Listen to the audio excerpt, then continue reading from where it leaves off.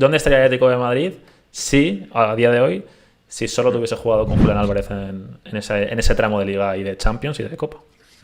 Pues mira, yo, si te soy sincero, evidentemente puedo estar equivocado, pero creo que más allá de la polémica evidente que hubo en la eliminatoria contra el Madrid, creo que habríamos pasado. Alexander Sörloth decidió el sábado entrar en la historia del Atlético de Madrid, en la historia de la Liga, en la historia de nuestros corazones, marcando 4 goles increíbles, muy buenos, la verdad. Es curioso ver, eso tenemos que haberlo analizado también y haberlo buscado. Creo que los 4 goles, si no me falla la memoria, fueron con la izquierda, ¿verdad? O sea, es raro a lo mejor encontrarse a un goleador que meta 4 goles con la izquierda. Porque no es lo habitual, siempre son un poco repartidos. Sí, claro, y sobre todo, ¿no? Sorloth con su envergadura, que también puede ser alguno de cabeza, eso tal. es. Sí, la verdad que sí, eso es interesante. Sí, a lo mejor Messi, ¿no? Pero Messi también era muy de alguno con la Además, derecha. Él es zurdo, pero marca bastante goles con la derecha. De hecho, este año había momentos, me acuerdo en la primera vuelta, que recuerdo, ¿no?, nuestro compañero Argota, que siempre decía que le pegaba mejor con la derecha que con su pierna natural, que en la izquierda. Sí. Así que sí, pero sobre todo valorar la variedad. O sea, son goles de instinto, de calidad en la definición, que hubo momentos, sobre todo al principio de la temporada, donde dudábamos en ese contexto. Así que muy contento, muy sorprendido y quizás la mejor noticia de este final de temporada, que vaya a llegar Sorloth enrachado al Mundial de Clubes, y yo te diría que espero y creo que va a cambiar su vitola de cara a la temporada que viene. Puede ser. Y es dale, Gary, dale. Una cosa que quería decir también, o sea, me refiero, comparte, como estáis viendo por aquí, por la infografía, con goleadores tremendos, o sea, con animales. O sea, este dato para mí me parece una barbaridad, una locura. Es decir, has fichado a un tío que, bueno, quizás a lo mejor podrías haberlo hecho antes, en su primera cesión en la Real Sociedad, vale, bueno.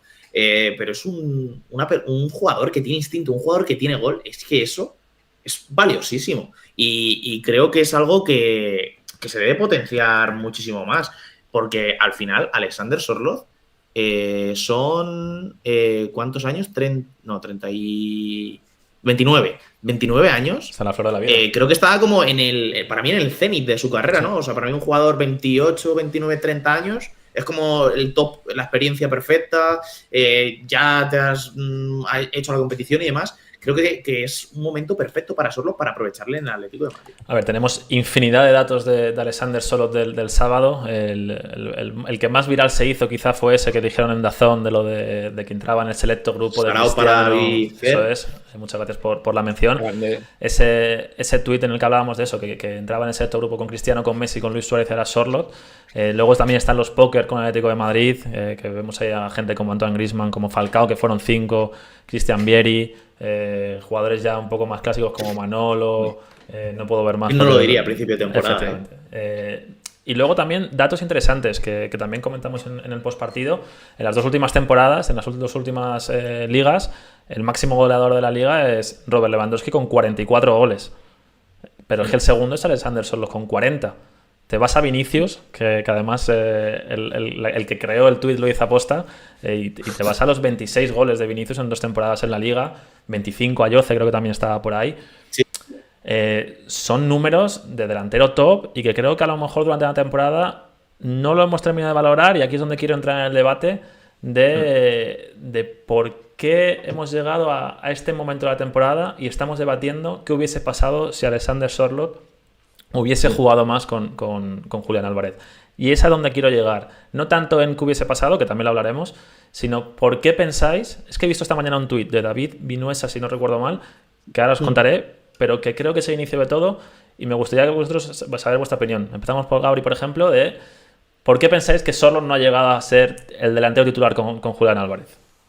Yo lo que pienso y quiero creerme, o es lo que no sé si me haré trampas o no me haré trampas. Yo creo que Simeone ha visto que el rol de secundario le ha hecho también, ha aportado tanto positivamente al equipo como a él, quitándole a lo mejor ese peso que tuvo contra el Lille, fallando tantas y demás, que le ha encasillado en ese rol. Y ha pensado que su plan, aunque no sea inicial, pero sí es inicial, es dejar a Sorloth de suplente para que te resuelva el partido a partir del 60. Ese es mi planteamiento, y es por lo único que creo que no se ha automatizado, como ha dicho muchísimo Alex en directo, tanto él como Adri, de Julián Sorloth. Muy bien. Alex, me interesa mucho tu opinión. Me voy a partir el cuello hoy. Creo que lo ha dicho Piticli antes porque tengo la pantalla a la izquierda. O sea, hoy es totalmente nuevo porque es un ordenador nuevo y toda la historia. Pero se han suscrito Klaus Gromer, un clásico, 14 meses de antigüedad. Amar 16 también se ha suscrito con Prime. Muchas gracias a los dos. Ahora sí, Alex, cuéntanos tu visión sobre la situación de Alexander Sørloth y el porqué de no haber sido titular indiscutible en el Atlético de Madrid esta temporada.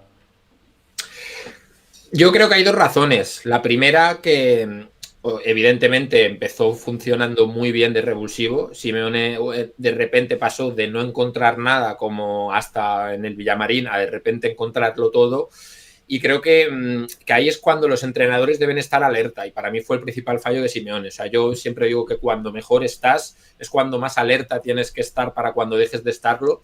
Y creo que Simeone se dejó llevar quizás por una racha que tenía letra pequeña y creo que la ignoró. Creo que era irreal pensar que Sørloth podía mantener ese papel con tanto impacto de revulsivo toda la temporada y creo que era algo perjudicial para el equipo no intentar automatizar eso para partidos completos o para cuando llegase el momento decisivo de la temporada, que en ese momento era pensar en pelear por títulos, en plural incluso. O sea que creo que el principal fallo para mí fue un poco de acomodamiento de Simeone en ese sentido y el segundo creo que es evidente, que hay que hablarlo en claro, una fe ciega, excesiva, incoherente y lógica en Griezmann, porque se viene demostrando desde hace bastantes semanas, diría yo, que el Atleti es mejor equipo con Sørloth en el campo y sin Griezmann en él. Pues David Inús lo que comentaba, y lo están comentando también por el chat, que había como dos momentos claves en la temporada que habían perjudicado enormemente a Alexander Sørloth. Y uno era el partido contra el Español. Recordad ese 0-0 en el Metropolitano, sí, que creo que fue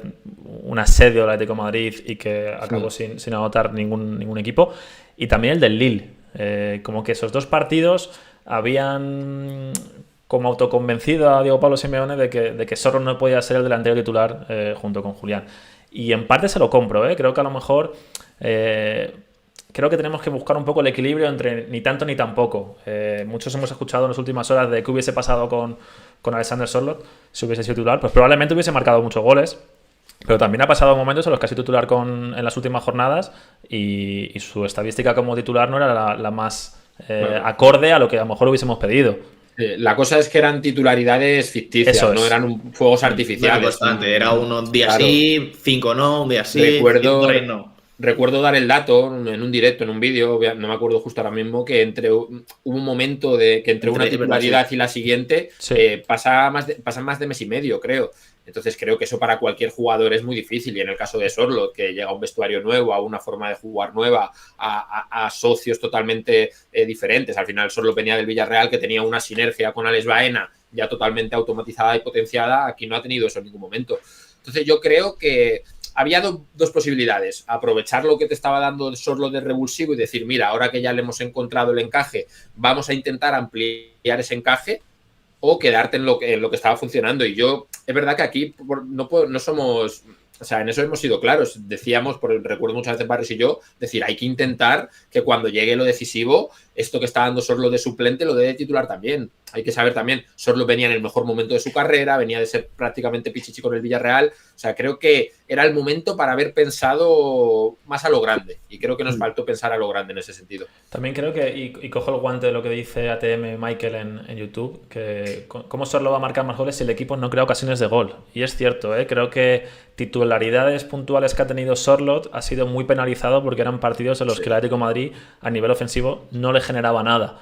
Es cierto que no siempre que Sørloth va a tener el partido del sábado, no nos engañemos, no seamos más papistas que el Papa en ese sentido, porque es poco habitual que un delantero tenga 5 remates a puerta y meta 4 goles. Lo lógico es que pueda fallarlos, como ha pasado en anteriores partidos. Pero es cierto que creo que el Atlético de Madrid, o lo que es la táctica de Simeone, no se ha terminado de adaptar al juego que necesita Sørloth. No sé si me compráis eso. Sí, sobre todo yo creo que los Atletis, como estáis viendo en el dato, es que ha marcado 13 goles en 16 partidos como local. Que no pasaba desde Suárez en la 2021, que hizo 14 en 16 partidos. Creo que al final la forma de jugar del Atleti en casa es totalmente diferente a la que juega fuera y creo que eso también le ha perjudicado a él. O que él no ha sabido adaptarse para darlo. Creo que al ver las dos caras, aunque estando de acuerdo con lo que ha dicho Alex de esa sinergia, de que no ha tenido constancia, yo creo que por eso tampoco Simeone han podido llegar a apostar por él, que a lo mejor, por ejemplo, en el partido del RCD Stadium, que salió de titular y no dio ese golpetazo encima de la mesa fuera, en esos partidos fuera de casa, si hubiese a lo mejor enchufado una, no te digo que a lo mejor el Atlético se gana, pero hubiese enchufado alguna que otra, sí que es verdad que hubiese sido un argumento de mayor peso, porque creo que al final Sorloz ha estado también muy cómodo, al igual que el Atleti, en el Metropolitano, y fuera del Metropolitano a lo mejor ha estado más irregular. Sí, puede ser. Yo ahora voy a haceros una pregunta que voy a ser muy ventajista en esto, pero quiero que seáis sinceros, y es ¿qué hubiese pasado si Alexander Sörloth hubiese jugado con Julián Álvarez en ese mes fatídico del mes de marzo e inicios de abril? Quiero que seáis sinceros, da igual que seáis ventajistas, que no lo seáis. Opinión sincera de Gabriel Buendía y de Alejandro Cristino. ¿Dónde estaría el Atlético de Madrid si, a día de hoy, si Sörloth hubiese jugado con Julián Álvarez en ese tramo de Liga y de Champions y de Copa? Pues mira, yo, si te soy sincero, evidentemente puedo estar equivocado, pero creo que más allá de la polémica evidente que hubo en la eliminatoria contra el Madrid, creo que habríamos pasado. O sea, creo que si Sörloth llega a esa eliminatoria potenciado por cómo jugó el Atleti tanto en la ida como en la vuelta, el Madrid no habría sido capaz de igualar lo que hubiesen generado Julián y Sörloth.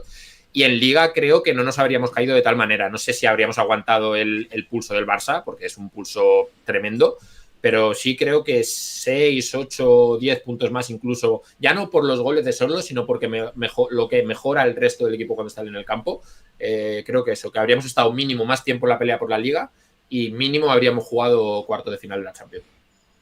Saca tu bola de cristal, como dice por los pelos, Gabri. Yo es que, claro, compro mucho el argumento de Ale, sobre todo porque ¿cómo fue el primer gol de Gallagher? Fue un centro lateral que remató. Tú piensas que Alexander Sörloth, potenciando los centros laterales contra defensas que a lo mejor no son tan férreas, pues sí hubiese cambiado. Luego, por ejemplo, dice FPeire2 en YouTube, dice, no nos hagamos trampas, Sörloth contra el Rayo tuvo 4 y metió 1, el otro día las metió todas. Ojalá hubiera sido así siempre, pero eso es el fútbol. Yo creo que es un poco...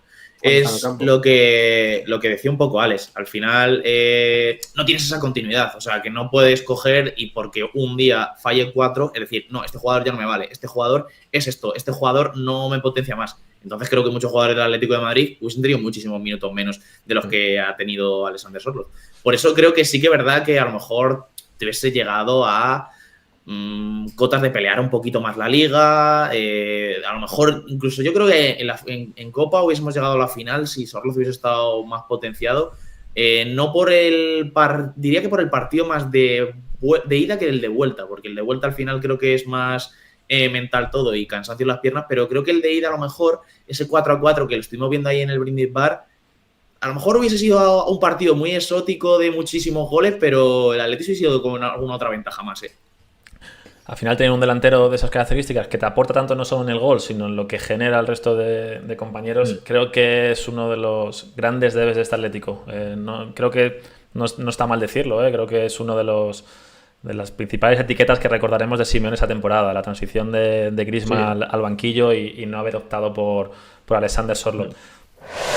Espera, no te vayas. 10 segundos. Tenéis un enlace en la caja de comentarios muy interesante para apoyar el proyecto. Simplemente clica, lo ves, decides si te parece interesante, pues oye, si nos echas una mano,